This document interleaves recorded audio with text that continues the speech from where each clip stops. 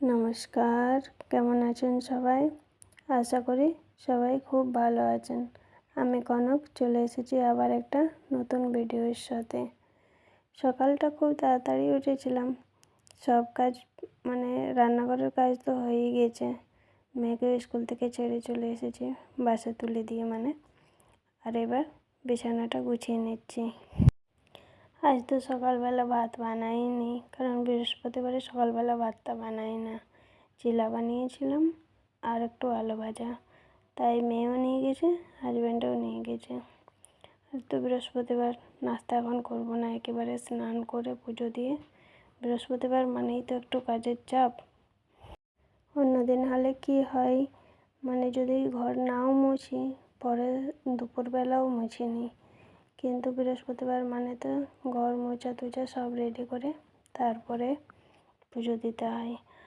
আর কালকে যেহেতু হোলি ছিল, কাল জামা কাপড়ও কাচিনি, অনেকটা লেট হয়েছিল বলে, তাই আজ একটু কাচাকুচিটাও রয়েছে, তাই খুব তাড়াহুড়ো করছি। আরে মেয়ের টেবিলে তো যা তা অবস্থা। আর কটা দিন এক্সাম বাকি রয়েছে, তারপরেই টেবিলটা একটু ভালো করে পরিষ্কার করে দেবো। এখন এরকম ওপরেই একটু পরিষ্কার করে দিচ্ছি। এক্সাম শেষ হলেই সব বইগুলো রেখে দেবো, আবার নতুন বুক আসবে, তখন টেবিলটা ভালো করে গুছিয়ে নেব। আর এরকম ওর টেবিল ওকে ছাড়া গুছোতে গেলে আমি পাগল হয়ে যাব, কারণ কোন পেপারে কী বানিয়েছি বুঝতেও পারি না। একটা যদি ফেলে দিই তাহলে আবার কান্নাকাটি শুরু করবে। তাই ও যেদিন বাড়ি থাকে ওর টেবিল তখনই পরিষ্কার করি। দিনে 3-4 বার ঝাড়ু দিই না কেন, তবুও পেপার টুকরো আমার ঘর থেকে বেরোবেই, কারণ ও বাড়িতে যতক্ষণ থাকবে শুধু পেপার কেটেই যাবে। রান্নাঘর তো ঝাড়ু দিয়েছিলাম, ওপরে সিঁড়িও ঝাড়ু দিয়েছিলাম, তারপর এই বেডরুম ঝাড়ু দিয়ে এই নিচের সিঁড়ি একেবারে ঝাড়ু দিয়ে নিচতক্ক ঝাড়ু দিয়ে নেব। তারপর চলে এসেছি ঘর মুছতে। ওই বেডরুম মুছে নিয়েছি আগে, ওপরে সিঁড়িও মুছে নিয়েছি, তারপরে এই রান্নাঘর মুছে আবার সেই নিচের তক্ক মুছে নিলেই ঘর মোছা হয়ে যাবে। আমি বসে বসে ঘর মুছি, কারণ এক্সারসাইজ করার তো সময় হয় না, তাই বসে মুছলে একটু এক্সারসাইজও হয়ে যায়, সেই জন্য ঘর বসে বসেই মুছি। ঘর ঝাড়ু মোছা করে জামা কাপড় কেচে তারপর চলে এসেছি ছাদে ঝাড়ু দিতে। কালকে হোলি খেলেছিলাম, তাই ছাদের অবস্থা দেখুন, পুরো একদম হোলি পড়ে রং হয়ে গেছে। যতই ঝাড়ু দিচ্ছি প্লাস্টিকগুলো আবার সে উড়ে উড়ে ওইদিকেই যাচ্ছে, তাই সেগুলোকে আগে হাতে করে তুলে নিচ্ছি, নয়তো ঝাড়ু দেওয়াই যাচ্ছিল না। প্রচণ্ড বাতাস বইছে আর রোদও বেরিয়েছে বেশ ভালো, কিন্তু তবুও সকাল সকাল না বেশ ঠান্ডা আছে। এদিকে ঠান্ডাটা একটু লেট করেই যাই। তারপর ঝাড়ু দিয়ে চলে এসেছি জামা কাপড়গুলো মেলে নিতে। আগেই কেচে দিয়েছিলাম, নয়তো আবার স্নান করার সময় কাচতে গেলে আবার অনেকটাই লেট হয়ে যেত।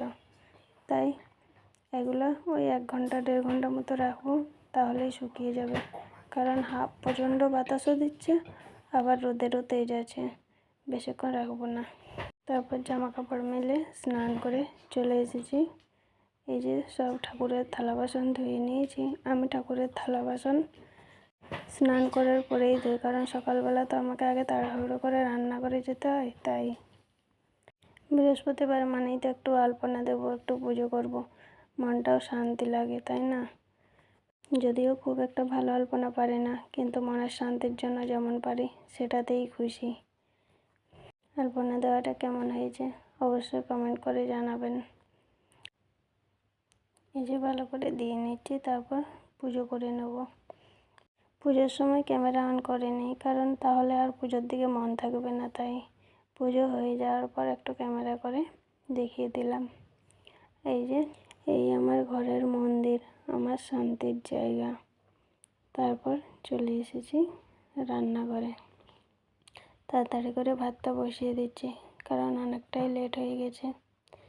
এখনও নাস্তা করিনি, একটু প্রসাদ মুখে দিয়েছি, আগে ভাতটা বসিয়ে দিই। তারপর এই যে আমিও চিলা আর আলু ভাজা নিয়ে নিয়েছি, এটাই নাস্তা করে নেব। নাস্তা করে সব সবজি, এই যে আলু আর কুমড়ো সিদ্ধ করে নিয়েছি, আর এদিকে আলু আর সবুজ মটরও সিদ্ধ করে নিয়েছি। আজ তো নিরামিষ, তাই আর রান্না করতে খুব একটা দেরি হবে না, তাড়াতাড়ি করে রান্না কুমড়ো হয়ে গেছে, মটরটা বসিয়ে থালা বাসনগুলো মেজে নিচ্ছি। আগে সেদ্ধ করে নিয়ে রান্না বসালে খুব একটা সময় লাগে না। তারপর এই যে তাড়াতাড়ি করে একটু গ্যাস ট্যাস মুছে নিচ্ছি, কারণ মেয়েরও ছুটির সময় প্রায় হয়ে গিয়েছে। বৃহস্পতিবার তো পুজো টুজো দিতে একটু সময় লাগে, ওই জন্য একটু তাড়াহুড়ো করে নিচ্ছি। আর এই সাইড করে ভাত সবজিগুলো রেখেছিলাম, কারণ আমার তো টেবিল নেই, তাই হয় সাইড করে রাখতে হয়, না হলে নিচে রেখে নিতে হয়, তাহলেই গ্যাস মোছা হয়। খুব তাড়াহুড়োর মধ্যে রয়েছি, কারণ 2:10 বেজে গেছে। 2:20তেই বেরোয় যাই মেয়েকে আনতে যাওয়ার জন্য, তাই খুব তাড়াহুড়োর মধ্যেই রয়েছি। এত দূর পর্যন্ত আমার ভিডিও জুড়ে যারা রয়েছেন তাদেরকে জানাই অসংখ্য ধন্যবাদ আর অন্তর থেকে ভালোবাসা। আর একটাই অনুরোধ, লাইক আর সাবস্ক্রাইব করে আমার পাশে থাকবেন, তাহলে ভিডিও বানাতে আমারও ভালো লাগবে। এই যে তাড়াহুড়ো করে একটু ধোয়া মাজাটা করে নিচ্ছি, কারণ মেয়ের ছুটির সময় প্রায় হয়ে এসেছে। তারপর একেবারে মেয়েকে নিয়ে আসার সময় একটু ক্যামেরা করলাম। এই যে বাড়ি চলে এসেছি, খাবার খেতে বসে গেছি দুজনে মিলে। আজ তো নিরামিষ সবজি, অবশ্য আমাদের বাড়িতে নিরামিষটাই বেশি হয়। আজ তো বানিয়েছিলাম আলু মটরের এই যে ঘুগনি মতো আর কুমড়ো। মেয়ে দেখুন, ও ধ্যানই নেই যে ভাত খাবে, পায়ে হাত দিয়েই যাচ্ছে। আর স্কুলে কী কী হয়েছে তাই বলে যাচ্ছে, কারণ এখন তো পেপার চলছে, পড়াশোনা তো সে হয়নি, ওই পেপারেই চলছে কী কী হচ্ছে কী কী না, তাই বকর বকর করেই যাচ্ছে। আর ওর এক ফ্রেন্ডের বার্থডে ছিল, সেই নিয়েই কথা বলে যাচ্ছে। এই যে ওকে একটু চামচ দিয়ে দিলাম, কারণ ও মাঝে মধ্যে চামচে খেতে ভালোবাসে। আর একটু ওর ভাতটা মাখিয়ে দিচ্ছি, ও নিজে নিজেই খেয়ে নেয়, শুধু একটু মাখিয়ে দিতে হয়। তাহলে খাওয়া দাওয়া করে নিই। খাওয়া দাওয়া করার পর রান্নাঘর পরিষ্কার করে নিয়েছি, এই রুমও ঝাড়ু দিয়ে নিয়েছি। তারপর চলে এসেছি এই জামা কাপড়গুলো একটু গুছিয়ে নেব, কারণ অলস করে রেখে দিলে সেই তো পরে আমাকেই করতে হবে, তাই ভাবছি তাড়াতাড়ি করে গুছিয়ে নিই। আর এই যে এই টি শার্টটা, যেটা কালকে হোলিতে পরেছিল, এটা মিশোর থেকে নিয়েছিলাম। বুঝতে পারছি না ঠিক সাইজটা ছোট হচ্ছে না বড় হচ্ছে, কারণ টি শার্টটা বড় হচ্ছে আর প্যান্টটা ফুল হচ্ছে না, তাহলে প্যান্টটা ক্যাপরি হবে হয়তো। আমার এই জন্যে অনলাইনে মেয়ের ড্রেস কিনতে ভালো লাগে না, কারণ টি শার্টটা যদি বড় হয় তখন প্যান্টটা ছোট হয়ে যায়, নয়তো প্যান্ট যদি বড় হয় টি শার্ট ঠিকঠাক হয় না ওর শরীরে, তাই অনলাইন দিয়ে খুব একটা কিনি না। মেয়ে আবার ক্যামেরার পিছন দিয়ে রয়েছে, কী কী বকর বকর করেই যাচ্ছে, তাই আবার মাঝে মধ্যে ওর দিকে তাকাচ্ছি। আর এই টি শার্টটা কাল হাজব্যান্ড পরে বেরিয়েছিল, কেমন যেন অরেঞ্জ অরেঞ্জ কালার হয়ে গেছে, কালারটা আর যাচ্ছেই না। চলুন তাড়াতাড়ি করে জামা কাপড়গুলো গুছিয়ে নিই, কারণ একটু রেস্ট না নিলেও শরীর আবার চলে না। ঠান্ডা গরম ওয়েদার তো, শরীর কেমন যেন ম্যাজ ম্যাজ করছে। কাজ পড়ে থাকলে ঠিকভাবে রেস্ট নেওয়া হয়নি, তাই কাজগুলো করে তারপর আরামসে রেস্ট নেব, তাই তাড়াতাড়ি করে জামা কাপড়গুলো গুছিয়ে নিচ্ছি। আর নাইটিগুলো তুলিনি, কারণ নাইটিগুলো রোদে দিয়েছিলাম না, কালারটা ফ্যাকাশে হয়ে যাবে, তাই ওগুলো রেলিংয়ের মধ্যে দিয়েছি, ওগুলো পরে তুলে নেব। এই নাইটিটা আগের দিনের ছিল, এটা শুকিয়ে গেছে, তাই এটা নিয়ে এসেছি।